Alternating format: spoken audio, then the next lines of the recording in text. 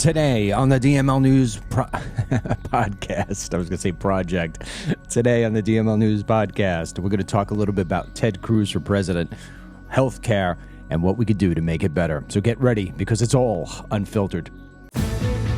Dennis Michael Lynch gives you his word, and he will never let you down. He will always fight for America.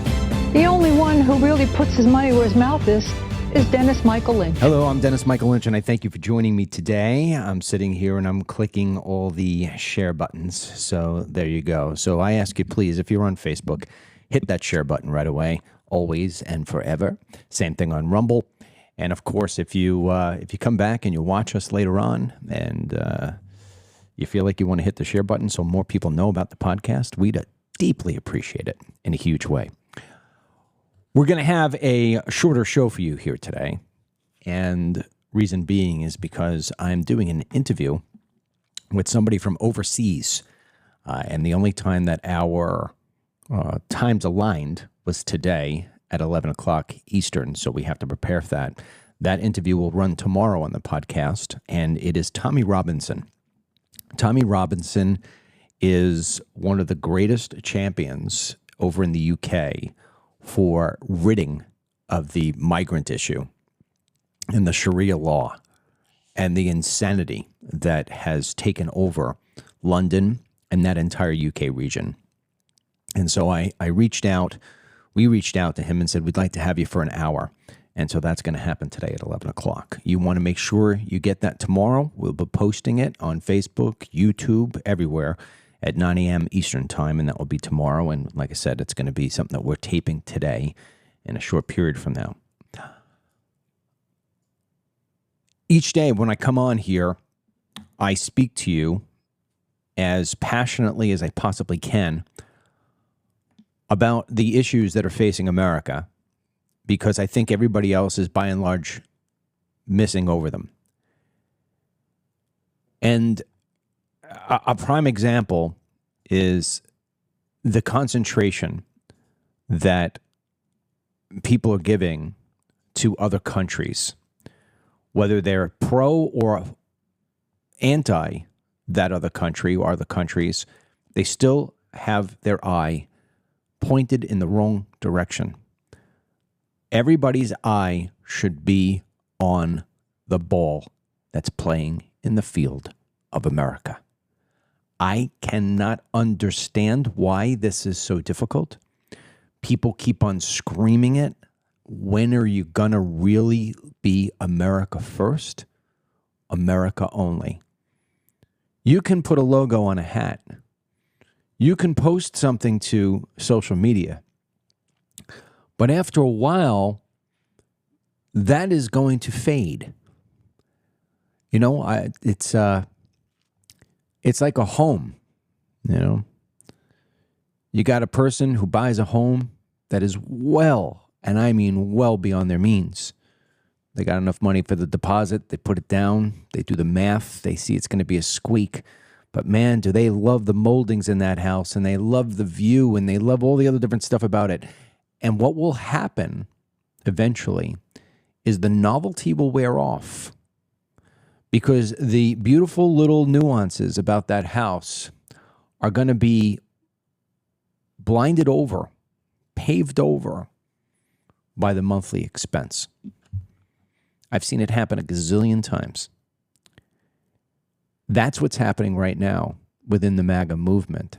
And it's disturbing to me, because there aren't people who are fighting to say, hey, we're on the same team. Not everything's perfect here. Let's voice our opinions and the facts as to how it is that we can improve this. Let's get back on track. Everybody falls off track once in a while. Let's get back on track. And let's beat the enemy, because the enemy isn't Israel. The enemy isn't Ukraine. Right now, the enemy's not even Putin. And I'll even say not even China, to the degree that the enemy is the Democrats. Our enemy, by far, number one on top of the list, are the Democrats. And we're not focusing on that. We're not focusing on that at all.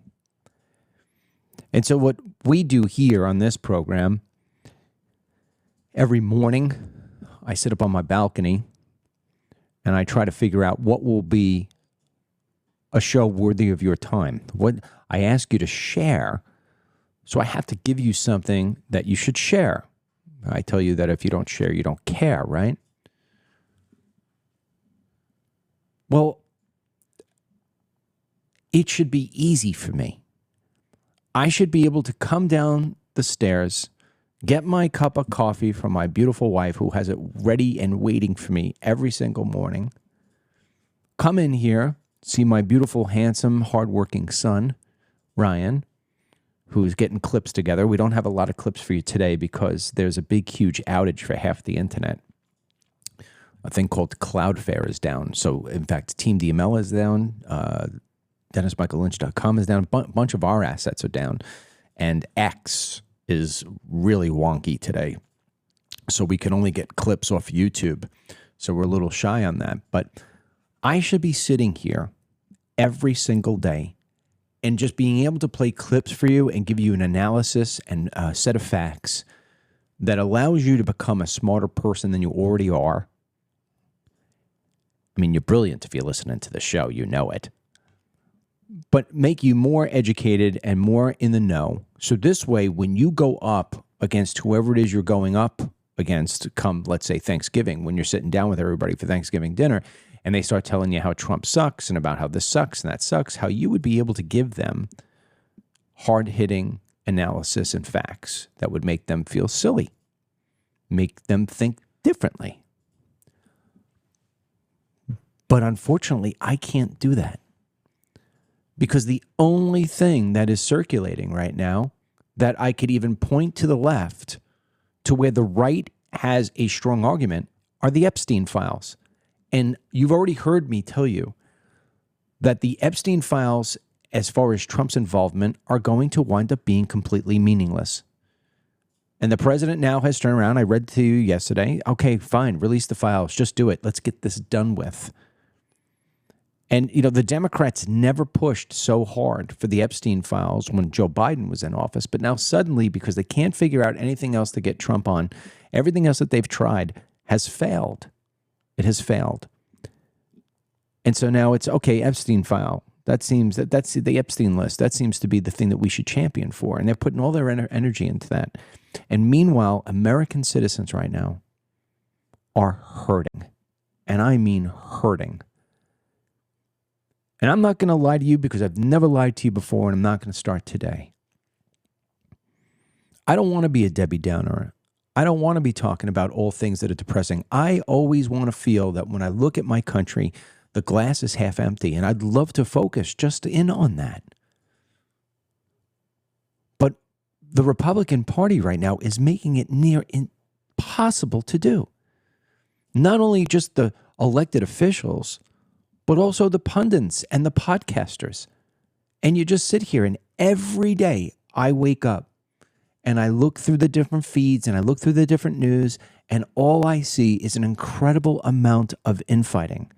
And then on top of that, I see our president just making one string of events, bad choices after the next, saying things that just are so kind of questionable and, you know, like, hey, man, sir, don't allow the novelty to wear off.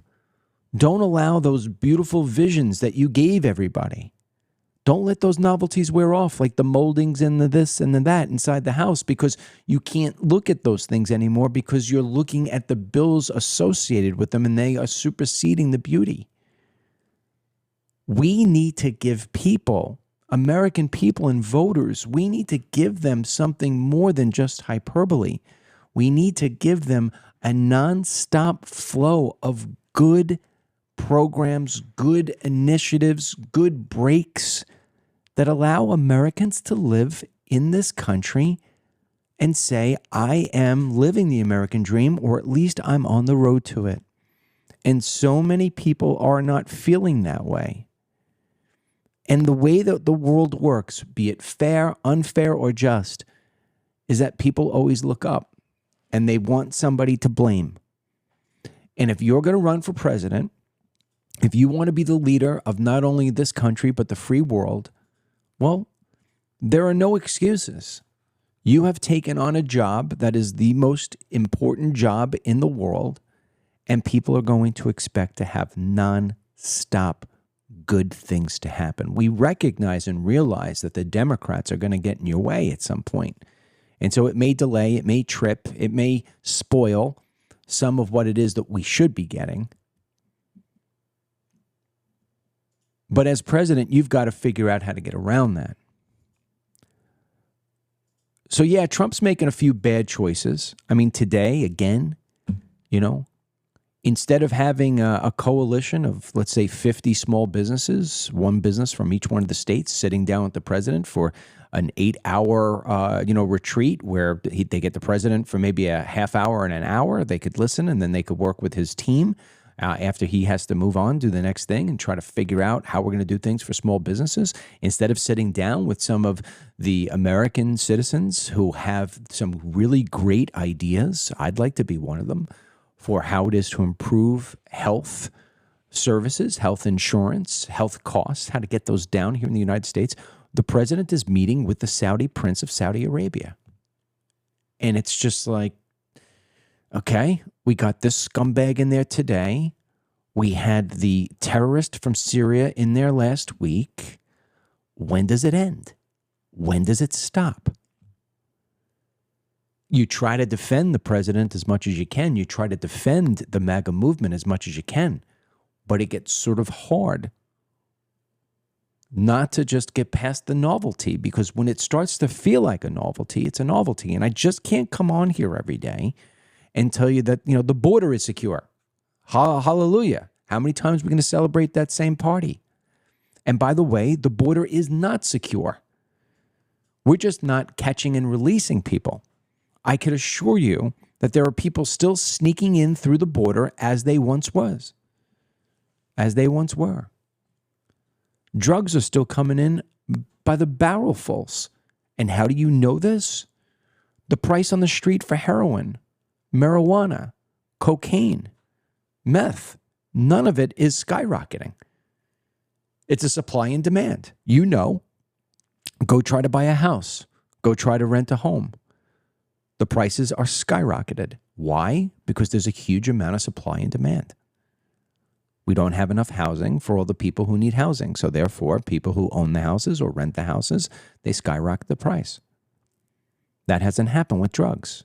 And that allows you to know that these things are still coming through the border. So yeah, we can celebrate that we're not catching and releasing people anymore. And that's an ongoing job. So we should give the president celebration. We should give him credit. But we have so many more problems than that. And I don't feel as if they're being adequately addressed. Now, it's not just the president alone.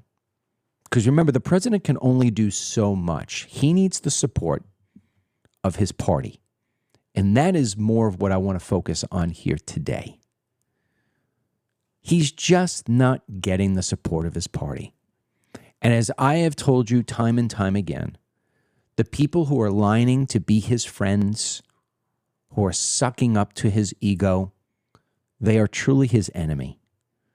They have figured out what Trump's Achilles heel is. Everybody has an Achilles heel. Everybody, from the president down to the janitor, everybody has a soft spot, a weak spot that can be penetrated. In Trump's world, it's his ego. He loves to be loved. He wants to be praised. He wants to be sought after. He wants people to come in and want his time and appreciate his time. That's who he is. That's who we knew that's what he was. And we voted for him because we thought that he was the best man for the job.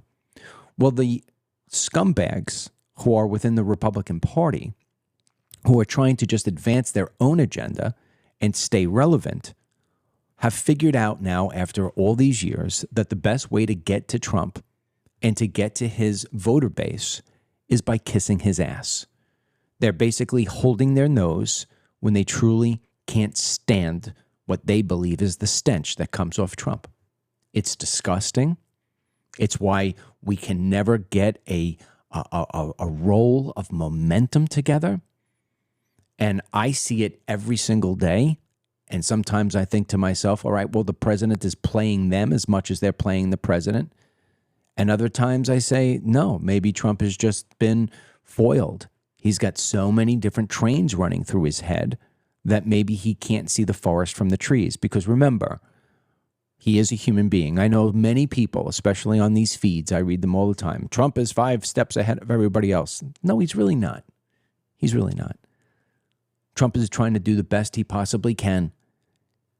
He's got people in his ear all day long, and it's hard to be 5 steps in front of anything.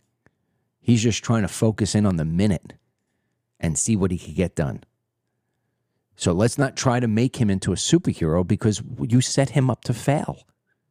He's a human being, a brilliant one in many different ways, a patriotic one from head to toe, I believe, but prone to making mistakes. And the people around him are supposed to try to protect him from making mistakes.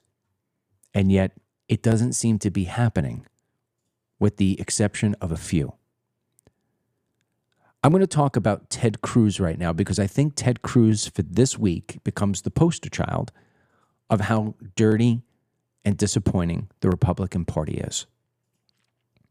Yesterday on this show, we showed you a map from Texas, which is Ted Cruz's home state. And I highlighted that in the past 24 months, 2 years, there have been in a very small concentrated area, 42 mosques have been built, developed. That's huge. I mean, that is at like neck-breaking pace. Overall, there are more than 320 mosques across the state of Texas. Now, I know when you think about mosques and you think about Islam, and I talk about it every day because that is what I vowed to do, because I think at this point in our country, it is the greatest threat to our longevity. And so I'm going to stay focused. We'll let the other podcasters talk about Israel and Mossad and, who really killed Charlie Kirk. I'm going to sit here and talk about what is happening in real time that matters most to you and me. Texas forever until Ron DeSantis changed this state around. As I said to you yesterday, here's a repeat. Texas was always the stronghold for conservatism. It no longer is the case. Greg Abbott has done virtually nothing for the state of Texas to push and advance conservatism. Ted Cruz has done absolutely nothing. If they were doing something, they would have prevented 300 plus mosques. And in the Muslim world, I have told you this repeatedly every day for how long, they are taking over America from within. It is the plan. They have told us the plan, and yet we're turning a blind eye to it. Imagine the Super Bowl. I'm not kidding. Imagine the Super Bowl. Imagine Tom Brady walking into the opponent's locker room 30 minutes before the game starts, takes his entire game plan and gives it to the other coach and the other defense and says, here are all the plays that I'm going to run. And they say, oh, and he says, not only I'm going to run these plays, but I'm going to tell you that each and every time that we start, my first play is going to be a pass. My second play is going to be a run. My third play is going to be a pass. And imagine the other team simply ignoring what the greatest quarterback of all time has just given you. That's what we've done. The Muslim Brotherhood, the Muslim world, has told us that they are going to take over the West. They've given us the blueprint. And not only have we ignored the warning, but we have fed and paid into it, including the current president of the United States of America, meeting with the Saudi prince today in the White House, legitimizing him, humanizing him, rolling out the red carpet for him like he did the president of Syria yesterday, doing deals, AI deals into the hundreds of billions and trillions of dollars with our enemy, as far as I'm concerned, who wants to take over this country, Has Ted Cruz picked up the phone and said, Mr. President, what are you doing? Have you seen my state of Texas? No, he wouldn't. Cruz would never do that, because what he would do is he would then shine a light on himself that he has failed miserably.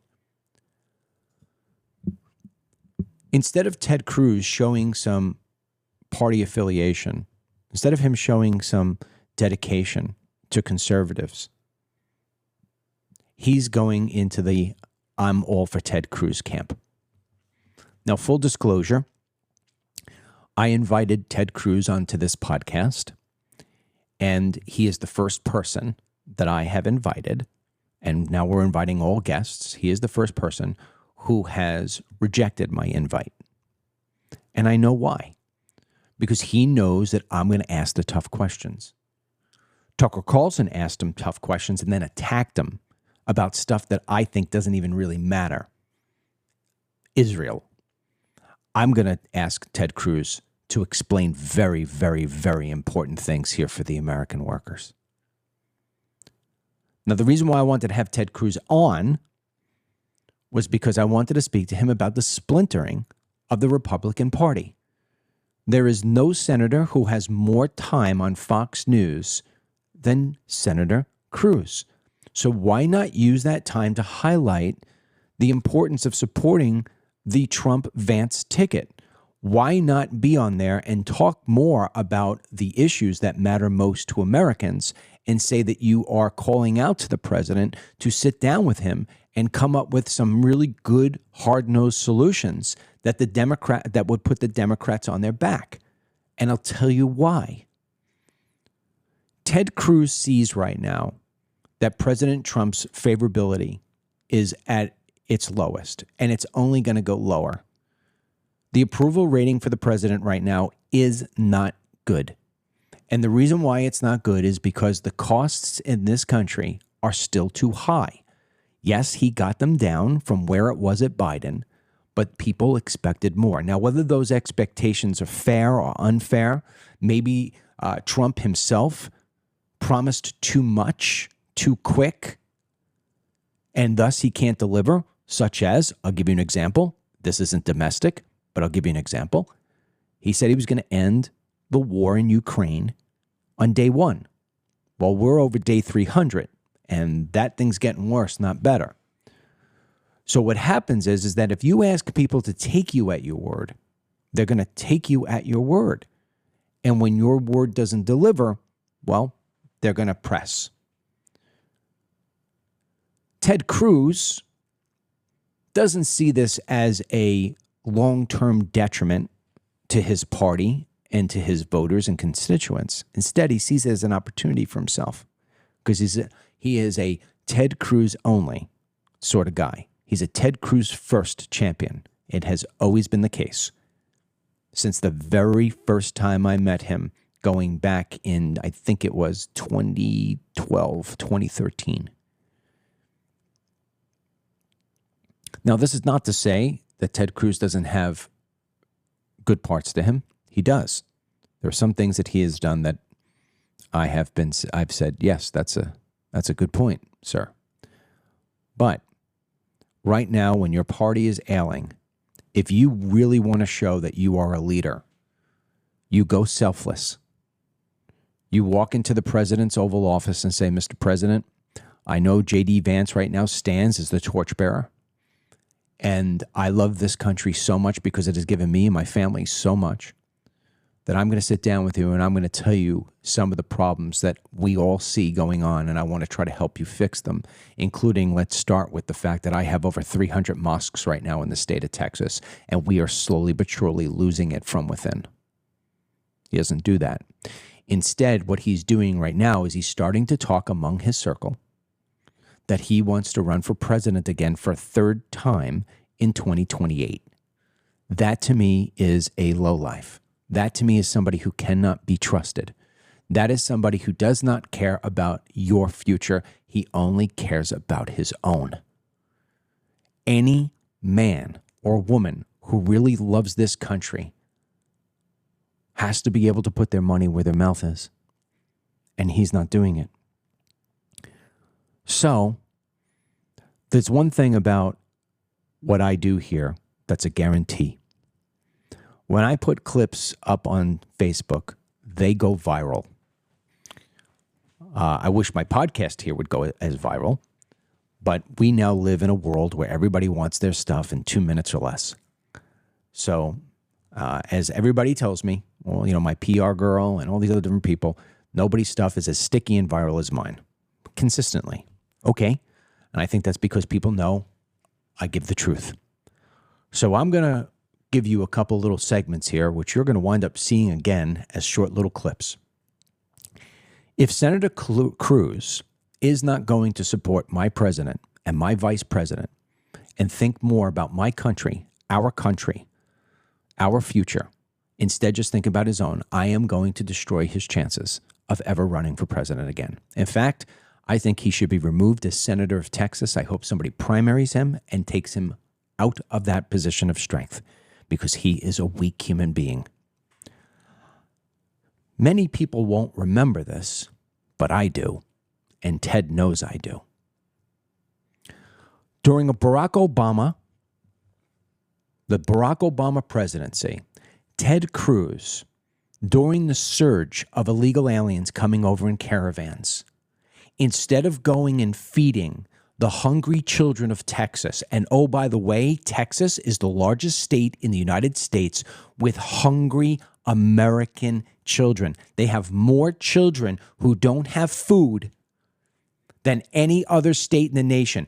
I have never seen Ted Cruz support that, talk about it, or champion for it. Instead, what I saw him do, and Ryan will play the B-roll right now, Ted Cruz went down to the border when the surges were happening, and he went to the open border advocates who had trucks of supplies, soccer balls for kids, medications to hand out. So this way, as you make your travel, you could have all the little medications you need and food for the illegal aliens, a nice 3-course meal. You come over the border and the first person you see is Ted Cruz there with Glenn Beck handing out supplies to illegal aliens. Play it over and over again, Ryan. Let it go 2 or 3 times. He was down there when American citizens were dying, losing their jobs, getting sick because of all of the surges that were coming in, all the diseases that were being brought in. Ted Cruz didn't go down there with a shotgun and say, don't you dare cross into my country illegally. Instead, he increased the incentive for people to come. He made it so this way, when the illegal alien got over, got his food, little plate of lasagna, got his free ivermectin and Advil, got his soccer ball for his kid to play with. He gave the incentive for that illegal alien to call back to wherever it was, Honduras, Guatemala, Costa Rica, wherever it was, to say, hey, by the way, they love us here in America. They're giving out soccer balls, medicines, and food. And guess what? One of the most popular U.S. senators is leading the campaign. That's Ted Cruz. Okay. The naysayers here will say to me, oh, come on, DML. Maybe he was just being a humanitarian. All right, if you want to look past the hungry kids of America and you want to see the illegals coming over, getting the food and getting the soccer ball, if that's your preference, oh, okay, fine. Let's go to the next one. One of the biggest conversations right now in the United States of America is the H-1B visa issue. H-1B visas are destroying jobs for American citizens. They are giving the employers all the money, all the benefits. I explained how this worked yesterday. I'm not going to do it again. You know the H-1B visa is a terrible thing. Right now, there's a cap on it. You could only take a certain amount in every single year. That cap is under 100,000. Ted Cruz is not for the American worker. If Ted Cruz was for the American worker, guess what he would do? He would be standing up and saying, we need to eviscerate this program completely. He would have said it from day one. Dennis Michael Lynch has said it from day one. I have never said, let's do H-1B visas. I've said, let's get rid of it. It is a horrible, fraudulent program. Not Ted Cruz. Ted Cruz tried to twice initiate amendments to where the amount of H-1B visas would be increased 5-fold. You don't believe me? Let's take Ted at his word. Play it. It is my hope the next president, if I'm elected president in November 2016, it's my hope the next president will lead bringing people together on areas of common ground and agreement to put in place common sense immigration reform. But when it comes to economic growth and jobs, you know, it was quite interesting. In the Senate Judiciary Committee, I introduced an amendment on H-1B visas. Current cap was $65,000. The Gang of Eight bill, which I opposed because it made the problem worse, I believe. But the Gang of Eight bill had some positive aspects when it came to H-1B visas. It increased it from $65,000 to $110,000. Problem is that's not nearly high enough. That cap had been filled in 5 days. It doesn't make any sense. So I introduced an amendment in the Senate Judiciary Committee to increase the H-1B visa cap fivefold, from $65,000 all the way up to $325,000. It is my hope. Keep in mind where he was saying that. That was for the Hispanic Chamber of Commerce. The Hispanic Chamber of Commerce. So he was trying to up the amount. Now, if that wasn't enough for you, you know, Ted Cruz doesn't think much of you. If you are a Trump voter, he does not think you are a very intelligent person. He thinks you're low information. Now, again, I'm not making claims that are unsubstantiated. I'm actually giving you Ted Cruz's own words. Here is Ted Cruz telling you what he thinks of the Trump voters. Go. Yesterday, Senator Ted Cruz insulted many people when he characterized Trump supporters as being low-information people who are not engaged. Listen, Donald does well with voters who have relatively low information, who are not that engaged, and who are angry, and they see him as an angry voice. Do I come off as a low information guy? I don't know. I don't think so. I think that's why Senator Cruz didn't want to come on this program, because he knows that I am a high information person. Yes. You know, that, and maybe that when people wanted me to run for office in 2015, 2016, and I toured the country, one of the places I went to was Dallas, Texas. I love telling this story. And at the time, Ted Cruz was sort of the person that everybody was thinking was going to be their champion. You know, Ted Cruz has tried for run for president twice, and he's gotten high up there, top three, but he can never close the deal. And I went and I gave a speech, for 45 minutes. When I was done, and this was in Dallas, Fort Worth, when I was done for this Republican Party group, I got a standing ovation, and I had people coming up to me telling me that they were going to vote for Cruz, but that if I decided to run, they'd be in my camp. This was time and time and time again. I had some people actually handing me checks. I said, I'm not a candidate. I'm not taking checks. Just take it and hold it for the day that you are. Yeah. Ted Cruz is about Ted Cruz. And yesterday, we had a pretty long program. It was an hour 20. And although I had this beautiful little girl sitting next to me, I forgot to bring her up. And so today I'm going to talk to you about Maura, M-O-R-A, Maura Goretti, 8 years old, Idaho. That's where she's from. She was crossing the street and she got ran down by an illegal alien. She's now dead. Ted Cruz will tell you that he thinks illegal immigration is a bad thing, but I just gave you video clips to show you right there that Ted Cruz all too well knows how to game the system.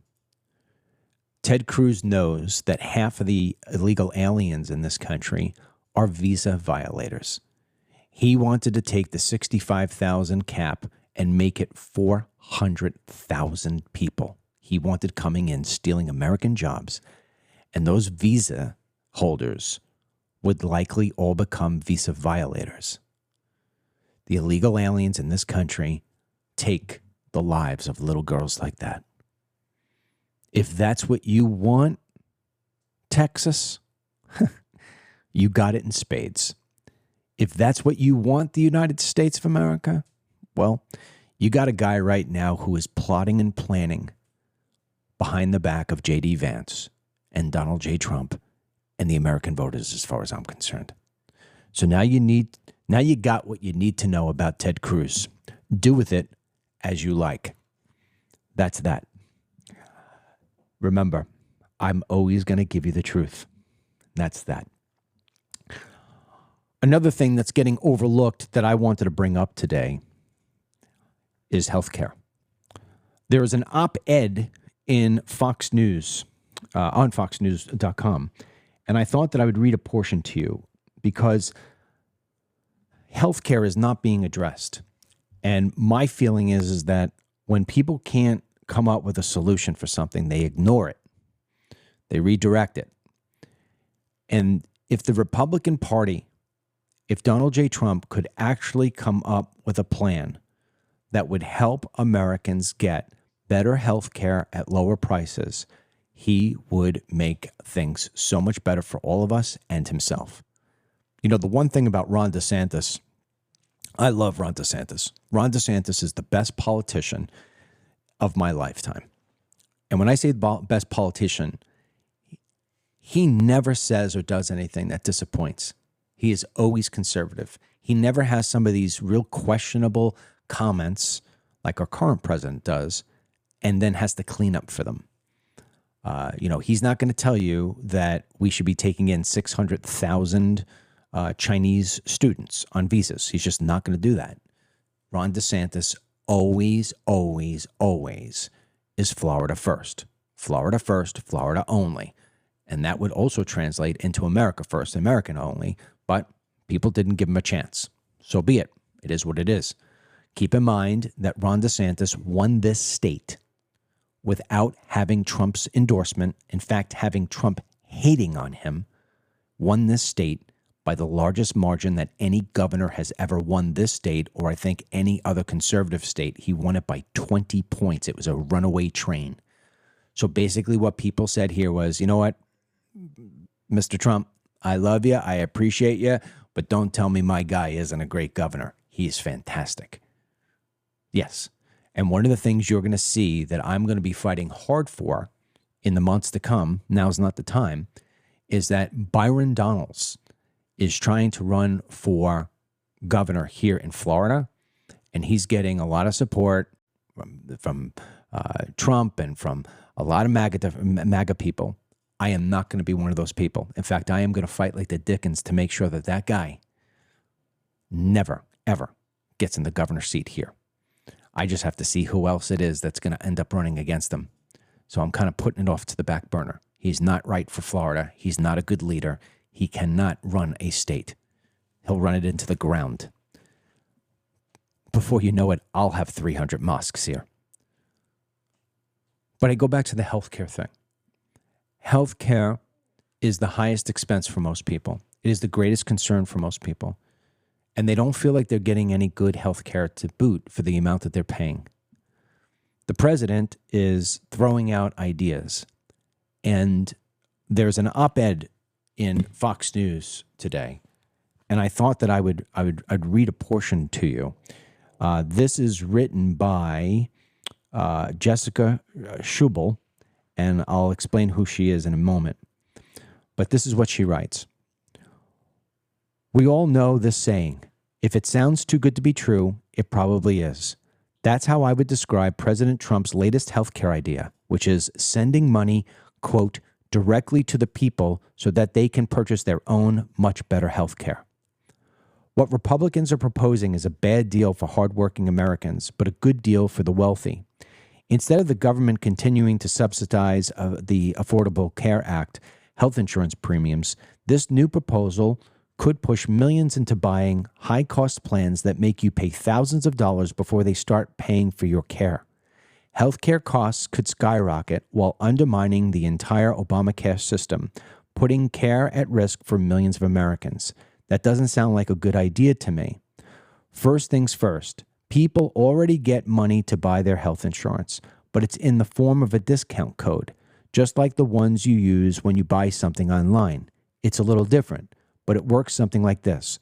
The government gives ACA, Obamacare health plans a discount code for everyone who buys ACA coverage. This discount code is then applied upfront to people's health insurance premiums, lowering their premiums and making it easier for people to shop for and buy health insurance that works best for both their budget and healthcare needs. Just like when you're online shopping, you shop for the thing you want, buy it, and know how much you're going to pay for it before you actually buy it. Who doesn't like that? But as usual, Republicans are cooking up an idea that will make health insurance more expensive for hardworking Americans, all while helping rich people get a sweet tax deal. Their idea works like this. Instead of giving the discount code to health plans, Republicans want to give people money to put into a health savings account. That sounds like a good deal, but it's not, and here's why. These savings accounts can only be used with what we call high-deductible health plans, plans that won't pay for your doctor visits or other health care until you hit your deductible, which can be very expensive. In 2025, the average deductible for a family enrolled in these kinds of plans was nearly $7,000. For many of us living on a budget, these plans look good on paper. That's because they usually have a lower monthly premium. But the problem is you won't know how much going to the doctor will cost you. Not written the best way. Yes, you can use your health savings account to pay for your health care, but what happens when you run out of savings and haven't hit your expensive deductible? You either don't go to the doctor or get sicker because you can't afford it, or you use your grocery money to pay for the doctor visit. How can a family live within their budget under this situation? It's impossible. Jessica Schubel is the founder of Day One Strategies and former special assistant to the president for healthcare under Joe Biden. So you can see how she's taking the approach to just say, this isn't no good, because she wants to keep with Obamacare. And then you can see what Trump is trying to do is say, we're going to give you money so this way you can put it into a health savings account, but yet the deductibles are going to go through the roof. And this is where the issue is. The left and the right are both ignoring the biggest, hugest problem there is when it comes to healthcare. And I can't understand why this is. Maybe it's because the Democrats just hate on Trump, and maybe it's because Trump has never, ever had to worry about what it means to pay for healthcare. He's a billionaire. The last thing he cares about is what his premium is. In fact, he doesn't even pay a premium. He gets free health care through the government right now. Let me give you something, because I have looked into this an incredible amount because I pay so much for health care. Mary and I, our doctors are at Mayo Clinic. And because Mayo Clinic is such a high-end hospital, they are the hospital you go to when nobody else can figure things out. In order for me to go to Mayo Clinic, because they will not take garbage insurance, I have to have the most premium insurance that there is. It costs me $3,300 per month. And the deductibles, all in, the first $65,000 I got to pull out of my pocket. It's insane. It's insane. So let me read something to you out of the research, because what I don't like to do is I don't like to come on here and point out problems and not give solutions. And this is one of those problems that is so huge and so complex that you really, really, really have to look at it from all ends. The reason why, there are two incredible reasons why we are paying so much money. And I know some of you out there who are following me, you're always going to come back, oh, DML always wants to blame everything on illegal immigration, on mass immigration. Well, there's a reason why a lot of times it points back to that. It's because it is a humongous problem. It is huge. It touches everything. Two things you need to know. First of all, if you walk into a local clinic because you have the flu it is going to cost far less than if you walk into an emergency room. What ends up happening is that illegal aliens come here. They don't have a primary care physician, so they use the emergency room as their primary care. Little Johnny, little Jose, whoever it is, has a problem, they go into the emergency room for a cold or an ear infection or the flu, or I shouldn't even say a full-blown flu, the beginning of a flu, something that you would go into for your primary care physician, they're going into the ER. And then they don't pay the bill at the ER. So now those unpaid bills are draining our hospital system. And so they have to pick it up somehow, and they're picking it up from you and I. They are saying it's costing an exorbitant dollar amount to give you a CT scan. They're going to the insurance company, overinflating what it is that the cost is, knowing that the insurance company is going to batter down what it is that they're actually paying for it. This is why the system is failing. It is failing miserably. Nobody's addressing this. Trump is not addressing it by saying, let's give people more money. No, this is where it's wrong. It's not on the person's end. It's not on my end to need more money. It's on the end of the system, which is broken and which is abusive. I will give you one of the things right now that I have studied into. Just using a CT scan, almost all of you have had a CT scan at some point. The cost of a CT scan is often much lower than the charged price due to large markups from hospitals. While the charged price can range from hundreds to tens of thousands of dollars depending on the facility and insurance, the actual cost to the provider, meaning what they spent to deliver the service, can be significantly less.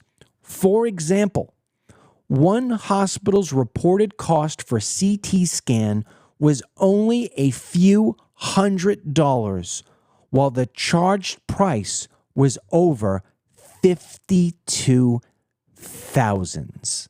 $52,000 for something that cost a few hundred. I don't hear that out of President Trump. I don't hear that out of Mrs. Schwabel, who's a Biden apostle. I only hear it out of Dennis Michael Lynch. Charge master. Hospitals use a charge master, which is a list of thousands of items with corresponding prices to bill services. I mean, have you ever looked at the itemized bill of what it is you pay to get 2 Tylenol? It's hundreds of dollars for 2 Tylenol. Hospitals often use these markups to generate revenue, with the final bill being significantly higher than the cost of the service itself. The high charged price is often not what you will actually pay. Your insurance company has negotiated rates with the hospital, and the amount you owe is typically based on that negotiated rate, not the list price. Freestanding imaging centers are often less expensive than hospitals because they don't have the same overhead costs and may avoid facility fees. So think about this for a moment.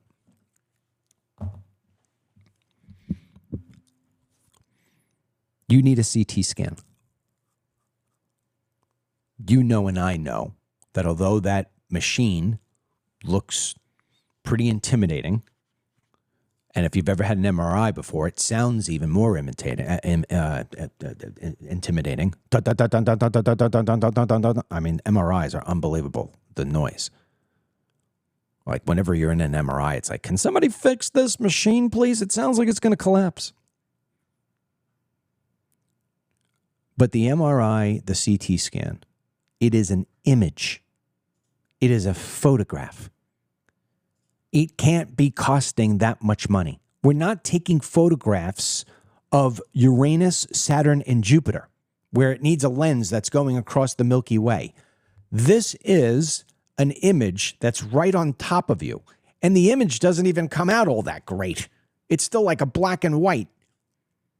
It's hundreds of dollars. You got one technician, You got maybe somebody who's applying in case you need to have the contrast, if you're having it with contrast. They take the pictures. You're in there for 10 minutes, 15, maybe sometimes a half hour if it's a long thing. Even if it's a half hour. $52,000? $4,500?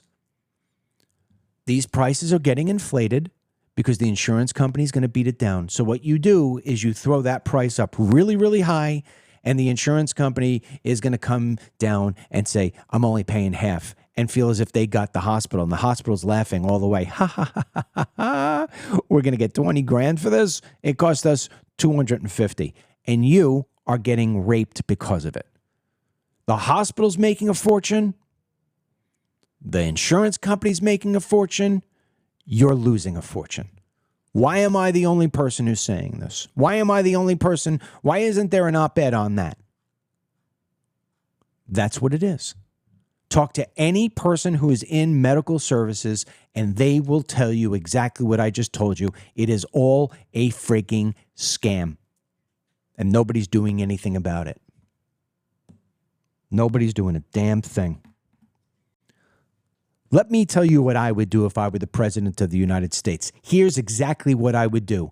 Right now, in this country, we are giving Haiti an absolute garbage dump.